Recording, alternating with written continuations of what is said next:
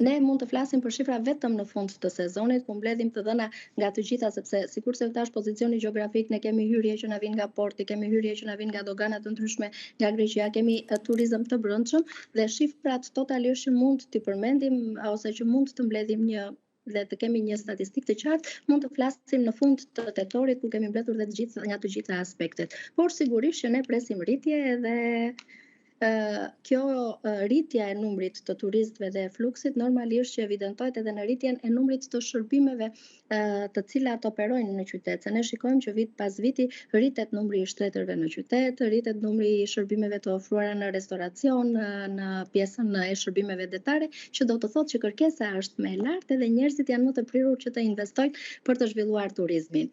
Për shembull, një vit më parë keni shifra sa, përafërsisht sa arriti në sezonin turistik Saranda? Besojmë kishim afërsisht 1 milion turistë dhe shpresojmë që ky numër do të jetë më i lartë këtë vit. Pra, pritshmërit këtë vit, sepse trendi duket, pra pritshmërit janë që të arrihet pse jo në 1.5 apo pse jo edhe në 2 milion, se nuk është edhe shumë, ëh?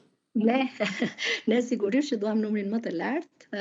Megjithatë, dua t'ju them diçka se në pjesën e turizmit gjithmonë flasim për shifra, por duhet të kemi parasysh që turizmi është një gjë tepër komplekse, sepse mund të rritet realisht numri i vizitorëve, por ata mund të mos konsumojnë shumë dhe kjo nuk është një rritje reale për ekonominë. Ne duam që të kemi shumë turistë, por ama duam të kemi dhe turistë të cilët konsumojnë dhe të cilët e rigjenerojnë ekonominë, edhe sepse kjo është një hall që është zinxhir, nëse do të ketë për ata që ofrojnë shërbime, normalisht kjo është një qarkullim i vazhdueshëm dhe sjell rritje dhe zhvillim ekonomik për qytetin edhe për të gjithë rajonin. Pra një turizëm elitar, pra ambicia është drejt shkuaris të një turizmi elitar.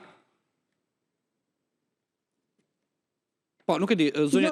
Jo, turizëm elitar. Kemi dhe struktura për turizëm elitar, por ama duam një turizëm i cili të jetë të ketë konsum edhe të ketë shpërndarje në të gjitha zonat në mënyrë që të ketë edhe zhvillim të mëtejshëm ekonomik. Kjo nuk do të thotë që kjo nuk lidhet me shifrat. Lidhet me shifrat normalisht, por në qoftë se ata të cilët vinë dhe frekuentojnë vendin tonë edhe harxojnë edhe shpenzojnë, tillë kjo është një rritje më e madhe edhe turistike dhe ekonomike.